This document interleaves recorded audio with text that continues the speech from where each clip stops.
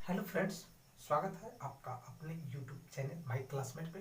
और आज के वीडियो में हम अवतल दर्पण और उत्तल दर्पण का यूजेज क्या है उसके बारे में हम चर्चा करने वाले हैं। क्योंकि यहाँ से ढेर सारे प्रश्न पूछे जाते हैं, हर एग्जाम में पूछे जाते हैं प्रश्न, कॉम्पिटिटिव एग्जाम हो या आपका बोर्ड का एग्जाम हो।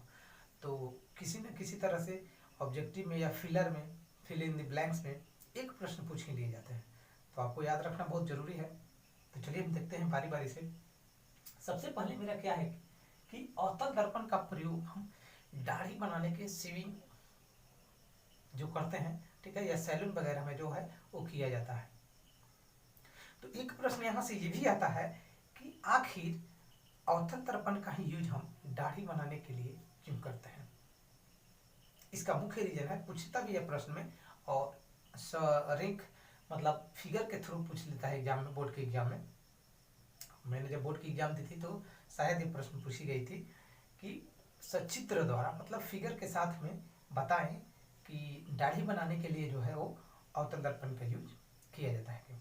तो होता है क्या कि अवतल दर्पण में जब हम वस्तु को दर्पण के नज़दीक रखते हैं, क्या रखते हैं, जब दर्पण के नज़दीक में रखते हैं तो उसका इमेज दर्पण के पीछे क्या बनता है, दर्पण के पीछे, ठीक है, काल्पनिक और सीधा, आभासी और सीधा प्रतिबिंब दर्पण के पीछे बनता है और वस्तु की अपेक्षा बड़ा बनता है। क्या बनता है, बड़ा बनता है।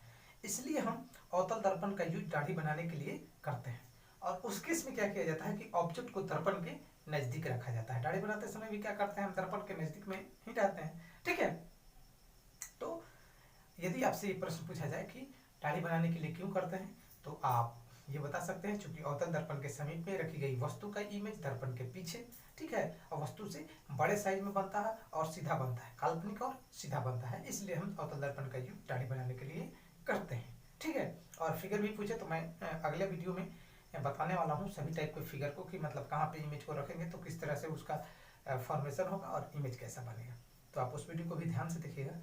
दूसरा हम लेते हैं, दूसरा किस इमेज किया जाता है, टॉर्च में, ठीक है, टॉर्च में या वाहन की हेडलाइट में और सर्च लाइट में। इंपॉर्टेंट है, टॉर्च में किया जाता है, सर्च लाइट में किया जाता है और वाहन की हेडलाइट में। याद रखिएगा, यहाँ पे कंफ्यूजन वाला है, वाहन की हेडलाइट में और वाहन के साइड मिरर में, साइड मिरर के रूप में, रियर व्यू के मिरर में किसका यूज किया जाता है। तो हेडलाइट में होगा तो अवतल हो जाएगा, और साइड मिरर की बात कही जाएगी तो उत्तल दर्पण का हो जाएगा। क्या हो जाएगा, उत्तल दर्पण का हो जाएगा। तो दूसरा पॉइंट में हम ये याद रखेंगे कि टॉर्च, टॉर्च में, वाहन के हेडलाइट में या सर्च लाइट में करता है, ठीक है। इस केस में क्या होता है, ठीक है, सर्च लाइट और टॉर्च, इन सब के केस में क्या होता है कि जब प्रकाश इन पे पड़ती है, ठीक है, प्रकाश इन पे पड़ती है तो ये क्या करते हैं कि सारे प्रकाश को क्या कर देते हैं, एक जगह पे एब्जॉर्ब करवा देते हैं। क्या कर देते हैं, एक जगह पे एब्जॉर्ब करवा देते हैं, ठीक है। इसलिए क्या होता है ये कि हम इनका यहाँ पे यूज करते हैं, ठीक है। अवतल दर्पण का में दो तरह से इमेज बनता है, ठीक है। एक तो होगा क्या कि हमको यदि उसको फैलाने के रूप में देखा जाएगा, लाइट को फैलाने के रूप में देखा जाएगा तो वहां पर भी हम यूज कर सकते हैं। तो उस केस में क्या करेंगे कि फोकस से हम लाइट को गुजारेंगे, एक रे को फोकस से गुजारेंगे, ठीक है। तो अवतल दर्पण क्या होता है कि जब फोकस से गुजरेगी तो वो क्या होगी, अवतल दर्पण पे पड़ने के बाद, परिवर्तित होने के बाद क्या हो जाएगी, मुख्य अक्ष के समानांतर हो जाएगी। क्या हो जाएगी, मुख्य अक्ष के समानांतर हो जाएगी। और जो किरण मुख्य अक्ष के समानांतर पड़ेगी वो फोकस से होके जाएगी। क्या होगी, फोकस से होके जाएगी। तो इस केस में क्या होता है, टॉर्च के रूप में और वाहन के हेडलाइट के रूप में या सर्च लाइट के रूप में जब हम करते हैं तो यहाँ पे क्या करते हैं कि फोकस पे रख देते हैं। क्या करते हैं, फोकस के समक्ष रखी गई जब ये लाइट फोकस से होकर गुजरती है तो क्या होती है, मुख्य अक्ष के समानांतर हो जाती है। और इस केस में हम इसका यूज करते हैं क्योंकि बृहद क्षेत्र में क्या होता है, हमको चीजें दिखने के लिए मिल जाता है। नेक्स्ट है क्या, रोगी के नाक, कान, गला, दांत आदि जांच करने में, ठीक है, यानी कि डॉक्टर द्वारा जो यूज किया जाता है।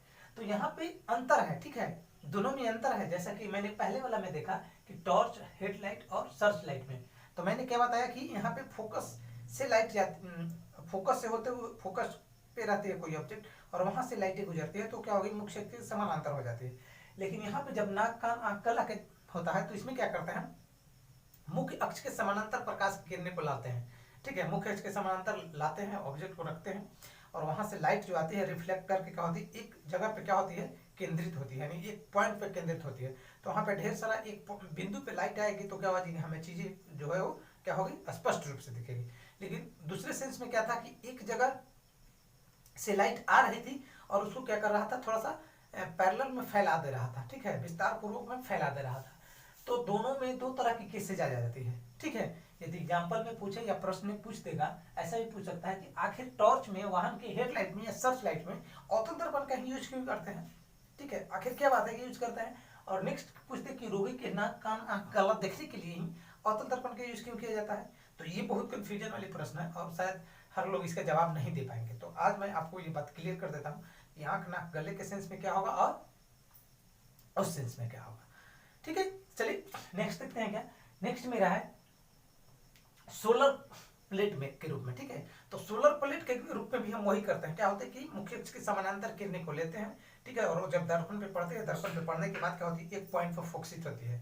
क्या होती है, एक पॉइंट पे फोकसित होगी और वहां पे क्या करेंगे, हम बर्तन रख देंगे या कोई भी बड़े बड़े भट्टी वगैरह चलाया जाता है तो वहां पे हम ऑब्जेक्ट को रख देते हैं और वो क्या हो जाती है, उससे गर्म हो जाते हैं। क्योंकि ढेर सारी किरणें पैरेलल आने के बाद एक पॉइंट पर फोकसित होती है तो ज्यादा हीट प्रोड्यूस करती है और उस सेंस में क्या होता है, खाना बन जाता है। क्लियर है। तो ये भी पूछता है कि सोलर प्लेट में, सोलर प्लेट भट्टियों में अवतल दर्पण का यूज क्यों किया जाता है, तो उसका रीजन आप परफेक्ट रूप से बता सकते हैं। क्लियर है। नेक्स्ट अब हम देख लेते हैं उत्तल दर्पण का यूज। ठीक है, तो उत्तल दर्पण का तो आप जानते हैं कि रियर व्यू के रूप में करते हैं। ठीक है, गाड़ी के साइड मिरर के रूप में करते हैं। तो ऐसा क्यों करते हैं, क्योंकि उत्तल दर्पण का जो है वो एरिया है, ठीक है, जो रिफ्लेक्टेड एरिया है वो क्या होता है, थोड़ा विस्तृत होता है। क्या होता है, विस्तृत होता है।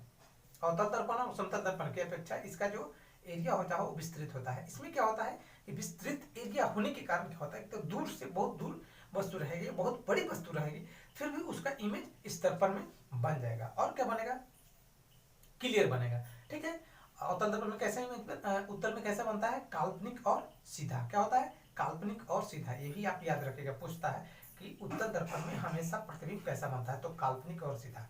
अवतल दर्पण में वास्तविक और उल्टा, काल्पनिक सीधा दोनों। ठीक है, दाढ़ी बनाने के सेंस में काल्पनिक और सीधा। ठीक है, और ध्रुव पर रखी गई रहेगी वस्तु तो काल्पनिक और सीधा बनेगा, और ध्रुव के पीछे जो इमेज बनेगा वो भी काल्पनिक और सीधा। किसमें, अवतल दर्पण में। बाकी के सेंस में ठीक है वास्तविक और उल्टा, लेकिन वहां पे काल्पनिक और सीधा। तो अवतल दर्पण में क्या हो गया, दोनों तरह के, काल्पनिक सीधा, वास्तविक उल्टा, दोनों तरह की इमेजेज बनेगी।